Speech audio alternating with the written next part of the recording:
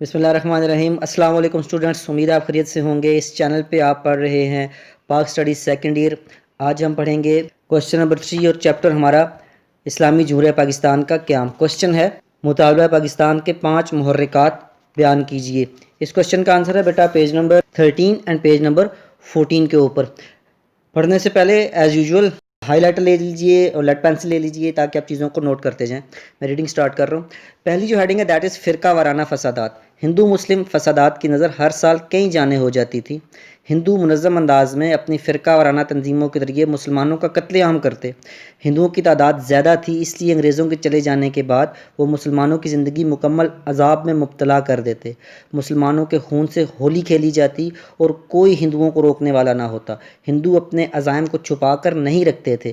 ان کے کئی لیڈروں اور تنظیموں نے اپنا بنیادی مقصد ٹھہرایا تھا کہ برصغیر آزاد ہوگا تو یہاں رام راج قائم کر دیا جائے گا۔ تو اس میں کوئی ڈاؤٹ نہیں ہے، سب کانٹیننٹ کے اندر مسلمانوں نے 1000 سال تک حکومت کی۔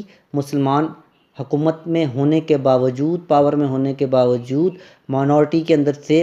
مائنورٹی ان سینس کہ تعداد میں وہ تھوڑے تھے، ہندو تعداد میں زیادہ تھے، لیکن 1000 سال تک مسلمانوں نے سب کانٹیننٹ کے اوپر حکومت کی۔ لیکن مسلمانوں کی حکومت کے دوران ہندوؤں کے مذہب کو بالکل بھی کوئی خطرہ نہیں تھا۔ ہندو بڑے آرام سے اپنی عبادات اور اپنے سارے مشاغل سر انجام دیتے رہے۔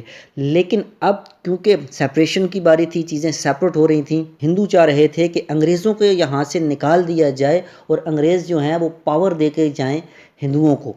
اب ہندوؤں کے پاس پاور آنے کا مطلب یہ تھا کہ مسلمان پرماننٹ ہندوؤں کی غلامی کے اندر آ جائیں گے، اور وہ جو ہندو ہیں وہ تو بالکل بھی چیزوں کو ڈکا چھپا نہیں رکھ رہے، وہ تو اسٹیٹ اوے کہہ رہے ہیں یہاں سے جب انگریز چلے جائیں گے تو یہاں ہم رام راج قائم کریں گے، یعنی ہم اپنے مذہب کو سٹینڈرڈائز کریں گے اور اسی کو فالو کرنا ہوگا سارے لوگوں کو۔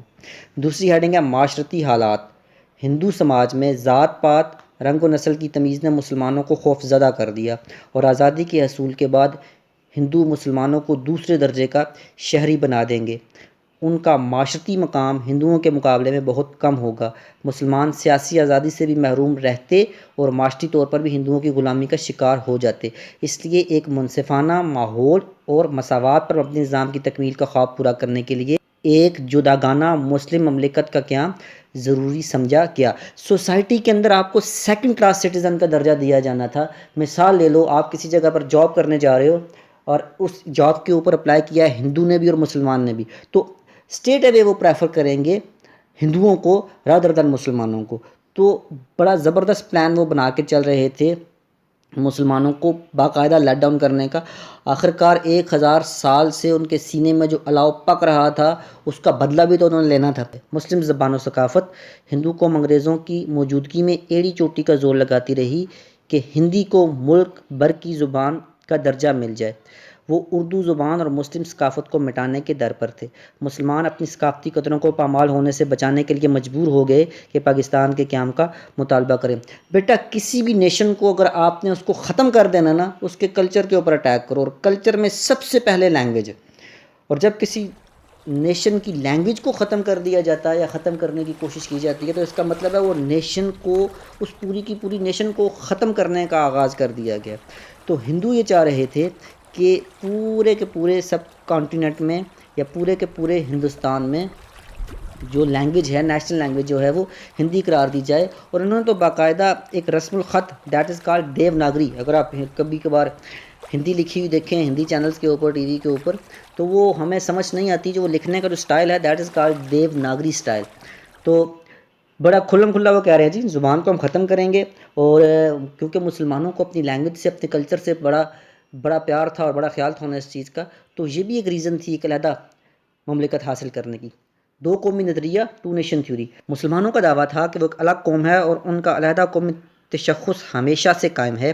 وہ علیحدہ ثقافت، زبان، رسم و رواج، انداز زندگی اور مذہب کے حامل ہیں، اس لیے وہ ایک مکمل قوم ہے۔ ان کا حق ہے کہ وہ ان علاقوں میں اپنی پسند کا سیاسی نظام لائیں جہاں وہ اکثریت میں تھے۔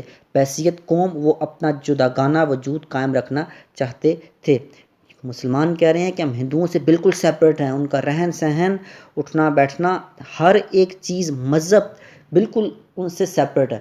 تو وہ جگہیں جہاں پر مسلمان تعداد میں زیادہ ہیں اور ان کا جغرافیہ بھی آپس میں ملا ہوا ہے، تو وہاں پر ایک علیحدہ مملکت قائم کر دی جائے تاکہ مسلمان ایک الگ نیشن کے طور پر وہاں پر رہ سکیں۔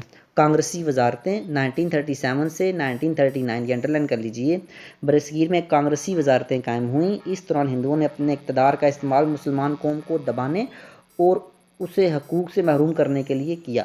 ظاہر ہے اب حکومت جو تھی وہ ہندوؤں کے پاس آ گئی۔ جب حکومت آپ کے پاس آ جائے تو ساری انتظامی مشینری آپ کے پاس ہوتی ہے، آپ اس کو جیسے مرضی استعمال کریں۔ تو ہندوؤں نے پاور میں آنے کے بعد مسلمانوں کی ٹھیک کر کے خبر لی، صحیح طرح سے مسلمانوں کے ساتھ تعصب کا مظاہرہ کیا۔ تعصب کی اس تصویر نے مسلمانوں کو الگ وطن حاصل کرنے پر مجبور کر دیا۔ تعصب کا مطلب ہے کسی کی بیجا حمایت کرنا۔ انہیں علم تھا کہ جمہوریت اکثریت کی حکومت کا نام ہے اور اکثریت ہندوؤں کی تھی، یوں مسلمان مستقل طور پر ہندوؤں کی غلامی کا شکار ہو جاتے۔ تو بیٹا یہ تھی 5 ہیڈنگ، لکھا ہے فرقہ وارانہ فسادات، معاشرتی حالات، مسلم زبان و ثقافت، 2 قومی نظریہ اور کانگریسی وزارتیں۔ یہ جو 5 ہیڈنگز ہم نے پڑھی، اس کے اندر جو ایکسپلینیشن ہے دیٹ انڈیکیٹس کہ کیا وہ ریزنز تھیں جس وجہ سے مسلمانوں نے علیحدہ وطن کے حصول کا مطالبہ کیا۔ امید ہے آپ کو لیکچر سمجھ آیا ہوگا، اور اگر کوئی بات آپ نے پوچھنی ہو، سمجھنی ہو، میرے واٹس ایپ کے نمبر پہ میسج کر دیجیے، اور اگر آپ اس میرے لیکچر کو یوٹیوب پہ سن رہے ہیں تو کمنٹ سیکشن میں لکھ لیجیے۔ اپنا اور اپنے گھر والوں کا اور اپنے ارد گرد کے لوگوں کا خیال رکھیے گا۔ ملتے ہیں نیکسٹ لیکچر میں، تب تک اللہ حافظ۔